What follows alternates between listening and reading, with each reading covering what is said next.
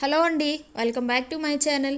So ఈరోజు మనము మన ఛానల్లో చాలామంది ఇప్పుడు క్లైమేట్ అనేది చేంజ్ అయింది కదా. సో ప్రెగ్నెంట్ లేడీస్ కోల్డ్ కాఫ్తో చాలామంది ప్రాబ్లం ఫేస్ చేస్తూ ఎటువంటి రెమెడీస్ హోమ్ రెమెడీస్ పాటించవచ్చో లేదో అనేసి డౌట్ పడేసి కామెంట్ అనేది చేస్తూ ఉన్నారు కదా. సో ఈరోజు మనము మన ఛానల్లో ప్రెగ్నెన్సీ టైంలో కూడా ఎటువంటి రెమెడీస్ మనం తీసుకోవచ్చు అనేది వీడియో ద్వారా తెలుసుకుందాము. సో ఇక ఫస్ట్ వచ్చేసి చాలామందికి వచ్చే డౌట్, మనకు జలుబు చేస్తే లోపల ఉన్న బేబీకి కూడా జలుబు చేస్తుందా అనేసి డౌట్ వస్తుంది కదా.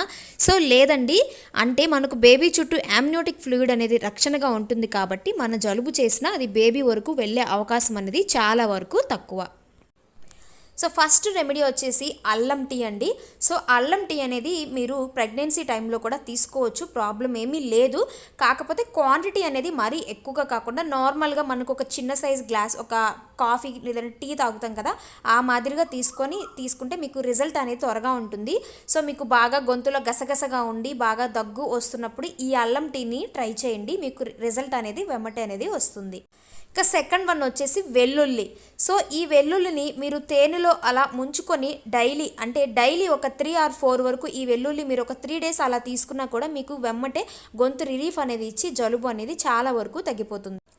అలాగే పుదీనా లీవ్స్ అండి. సో ఈ రెమెడీస్ అనేవి జలుబు, దగ్గు, మీకు ఊపిరాడకపోవడం దేనికైనా ఒక రిలీఫ్ అనేది ఇస్తుంది. సో మనకు పుదీనా లీవ్స్ అనేవి ఉంటాయి కదా, ఈ పుదీనా లీవ్స్ని కూడా జ్యూస్ లాగా చేసుకొని అవి ఒక స్పూన్ జ్యూస్ అనేది మీరు ఒక గ్లాస్ బాయిల్ వాటర్లో కలుపుకొని తాగినా కూడా మీకు గొంతులో గస అనేది చాలా వరకు తగ్గిపోతుంది. ఇక తర్వాత టిప్ వచ్చేసి సాల్ట్ వాటర్తో గార్లిక్ చేయడం. అందరికీ తెలిసిన విషయమే కదా, బాగా వాటర్ బాయిల్ చేసి దానిలో సాల్ట్ అనేది వేసుకొని మీరు గార్లిక్ చేసినట్లయితే గొంతు దగ్గర ఉన్న గస అనేది ఇమీడియట్గా మీకు రిలీఫ్ అనేది ఇవ్వడం జరుగుతుంది. అలాగే మీకు బాగా దగ్గు వస్తూ బాగా పొడి దగ్గు ఎక్కువగా ఉండి గొంతు బాగా మంటగా ఉన్నప్పుడు ఏంటంటే ఒక బాయిల్ వాటర్లో, అంటే ఇప్పుడు వాటర్ ఒక 2 glasses వాటర్ పెట్టేసి దానిలో 1/2 tablespoon పసుపు, ఒక 1/2 tablespoon వరకు సాల్ట్ అనేది వేసి బాగా మరిగిన తర్వాత ఆ వాటర్ని వడకట్టుకొని తాగితే మీకు జలుబు, దగ్గు మొత్తంగా చాలా రిలీఫ్ అనేది ఉంటుందండి. సో ఇది నేను కూడా చాలాసార్లు ట్రై చేశాను, నాకు కూడా మంచి రిజల్ట్ అనేది వచ్చింది. సో అలాగే వీటితో పాటు మీరు ఆవిరి పట్టుకోవచ్చా అనేసి డౌట్ వస్తుంది కదా. ఆవిరి అనేది పట్టుకోవచ్చు, అయితే కొన్ని జాగ్రత్తలు అనేవి తీసుకోవాలి. దాని గురించి మన ఛానల్లో వీడియో సపరేట్గా అనేది ఉంది, ఎవరైనా చూడకపోతే చూడండి, ఒక ఐడియా అనేది వచ్చేస్తుంది. ఇక హోమ్ రెమెడీస్ వర్క్ అవ్వట్లేదు మాకు వద్దు అనుకుంటే కొంతమందికి ముక్కు ఊపిరాడకపోవడం అనే ప్రాబ్లం వస్తుంది కదా, దానికి మనం హోమ్ రెమెడీ అంటూ పెద్దగా ఏమీ చేయలేకపోవచ్చు. సో మీరు దానికి ఏం చేస్తారంటే ఆవిరితో పాటు మీరు నాజల్ డ్రాప్స్ అనేవి మీరు ముక్కులో వేసుకున్నా కూడా మీకు మంచి రిజల్ట్ అనేది వస్తుందండి. అలాగే విక్స్ ఉంటుంది కదా, దాన్ని మనం విక్స్ ఇన్హేలర్ అనేసి చెప్తాం కదా, పీల్చుకుంటూ ఉంటాము.